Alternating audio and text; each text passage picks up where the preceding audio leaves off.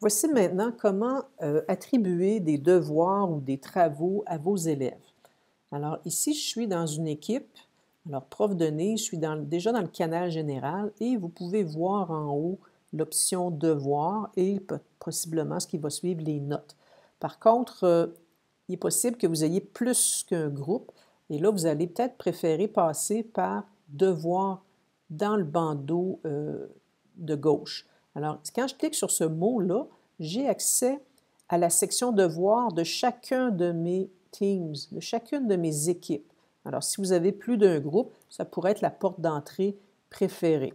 Donc, si je reviens à mon équipe, alors je suis un enseignant au primaire, j'ai un groupe, classe, donc les devoirs sont dans le canal général parce qu'ils concernent tout le monde.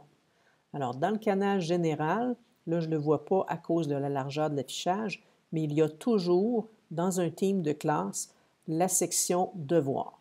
Cette classe-là n'a pas eu de devoir encore, donc c'est complètement vide. Alors, je vais cliquer sur « Créer un devoir ». Et là, vous voyez ce que j'ai comme possibilité. Devoir. Donc, je donne un travail, les élèves me le remettent. Soit que j'ai donné une feuille support sur laquelle ils vont écrire et il s'est créé une copie pour chaque élève. Ça peut être ça. Ça peut aussi être une affectation, un devoir pour lequel j'ai donné des consignes écrites et les élèves vont faire un travail sur un fichier Word et me le remettre.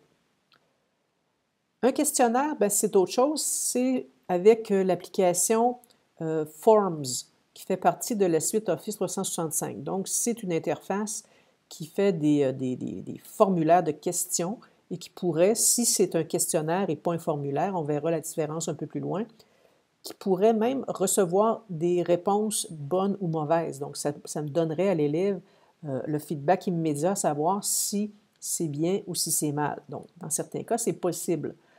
Et finalement, on peut aussi créer un devoir ou donner un devoir à partir d'un devoir existant.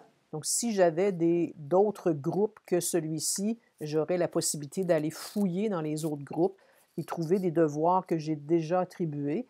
Dans cet exemple-ci, je n'ai qu'un groupe. Alors, je peux retourner, réutiliser un devoir et le donner à nouveau, peut-être avec des consignes différentes ou à des élèves différents ou à un groupe différent.